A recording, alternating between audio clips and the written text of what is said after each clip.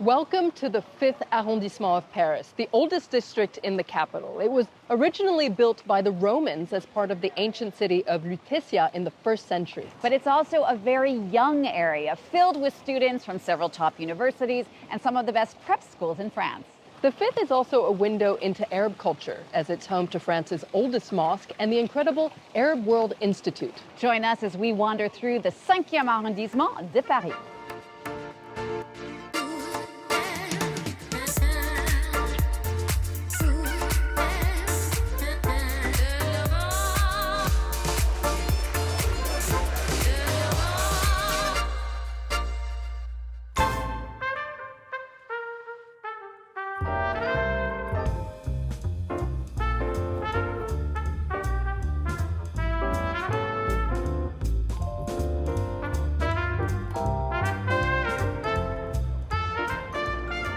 One of the highlights of the 5th arrondissement is the monumental Panthéon.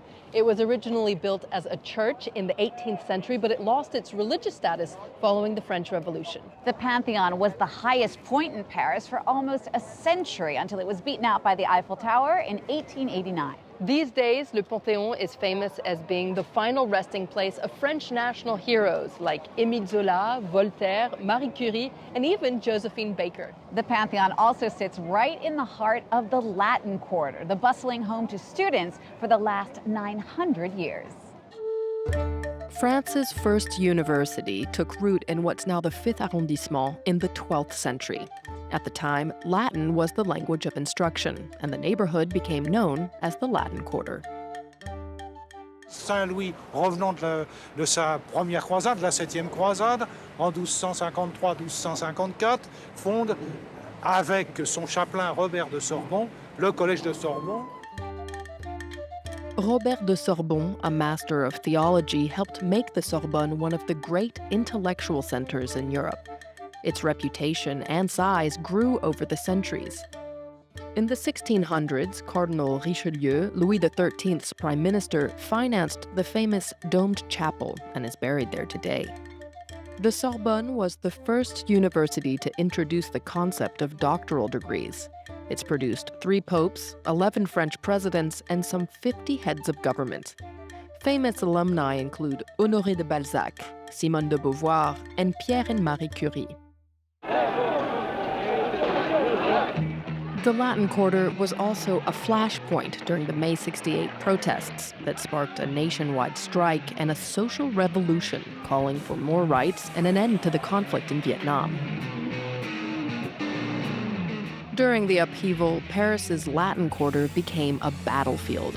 Students built more than 600 barricades by uprooting trees and street signs and clashed with police.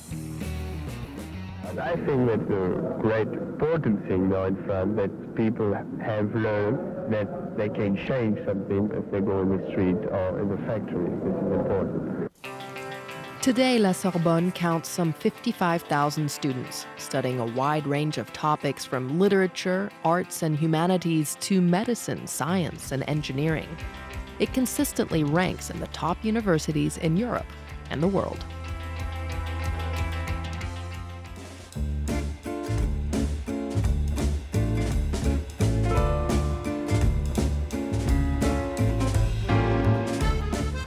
Over 1,000 years before the creation of Paris's first university, gladiators were fighting it out here in the arène de Lutetia. Few tourists ever find this hidden treasure tucked away in the Latin Quarter, and many Parisians have never even been here themselves, myself included, but it's definitely worth the search. The remains of this 1st century Gallo-Roman stadium were discovered during a massive renovation of Paris during the late 1800s. And actually, they were preserved thanks to one of France's most famous authors, Victor Hugo, who's in the Pantheon. The amphitheater once housed up to 10,000 people, and it's now part of a local park. And it's not the only ancient part of Paris that you'll find here in the 5th arrondissement. Paris's 5th arrondissement is a history buff's paradise, full of reminders of the capital's rich past. The Thermes de Cluny, or Roman baths, are among the largest ancient remains in Northern Europe. Built in the 1st century AD, they covered a massive area in what's now Paris's 5th district.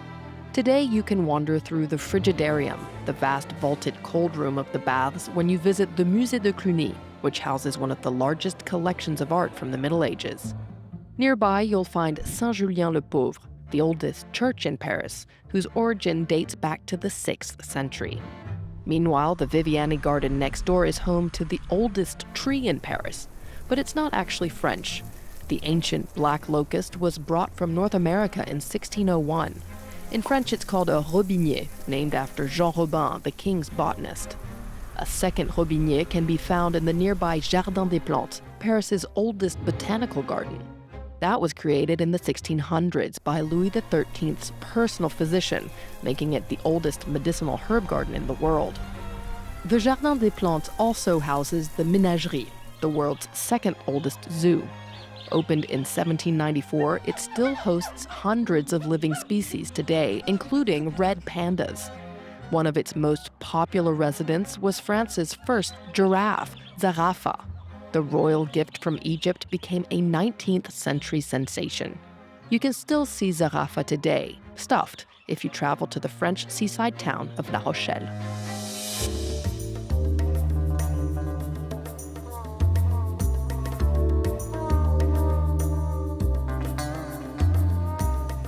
The 5th arrondissement is also an important site of Arab culture, and we're here at the Institut du Monde Arabe, the Arab World Institute, with Chloé Robril. Thank you so much for being with us today. You're welcome. Now, many of our viewers may not know, but France is actually home to the largest Muslim community in Europe.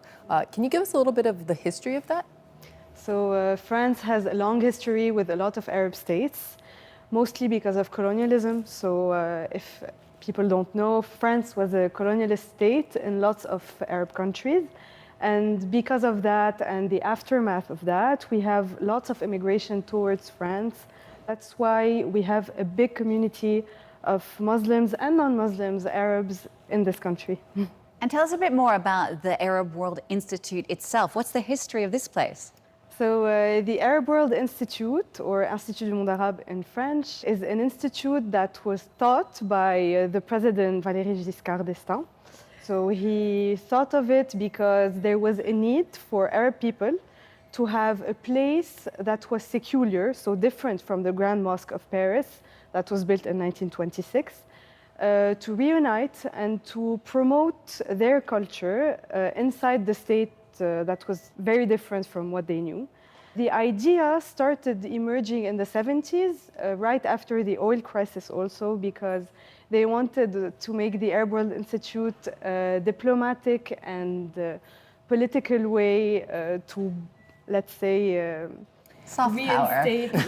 soft power, to reinstate the links with the Arab states and France. They thought of doing the Arab World Institute, but the actual genesis, let's say, of the project started in the 80s with the President François Mitterrand and all of his government. And the place was opened in 1987. And so what can you find here at the Institut du Monde Arabe? You can visit it, but what can people find? So it's a multidisciplinary cultural institution. We have lots of things to offer to the public. First, we have a museum with a permanent exhibition with the artifacts from all over the Arab world. Then we have exhibitions that are made every 6 months, so not permanent, but they always revolve around themes regarding Arabic culture, civilizations, etc. We also have a big library that is very famous for lots of reasons. First, it has a book tower, so it's inspired by the Tower of Babylon. They have the biggest collection of Arabic or Arabic-related books in Europe. So the Institute was really meant to be more of a secular, not religious place for people to come and join, but it really is a merging of two cultures, East and West, and that's even very clear with the building itself. Tell us about the building.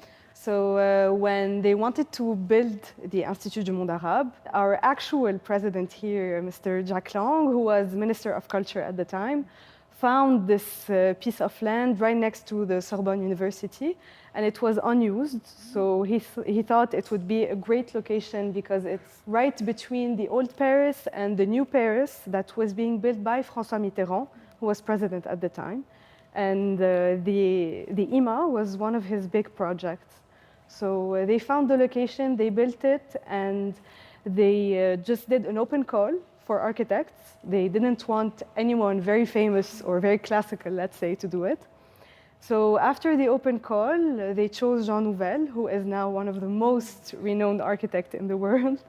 And he built it based on, as you said, Western and Eastern influences and cultures. And that's why we can find lots of metallic elements, which is kind of his trademark now, and lots of musharabiyas, which are very famous in the Arab world and traditional. So that's what we can hear, these doors, these windows, these windows Exactly. opening, is that right? They are photoelectric, so they react to light. Amazing, it's beautiful. Not bad for a first project, I must say. Now, why was the IMA built here in the 5th arrondissement? You mentioned the Mosque de Paris, the Mosque of Paris is here, you have the IMA here. Why the 5th? As I said, it was kind of a coincidence that they found the land here, right next to the university. But IMA has a strategic, very strategic location because we have the mosque, we have Notre Dame, which is a very known landmark. Heard of it. And we also have the very famous synagogue right next to us. So it's kind of the merging point between all of the cultures we can also find in the Arab world, which is very interesting. That's super interesting. Chloe, thank you so much for being with us today. Thank you. Thank you.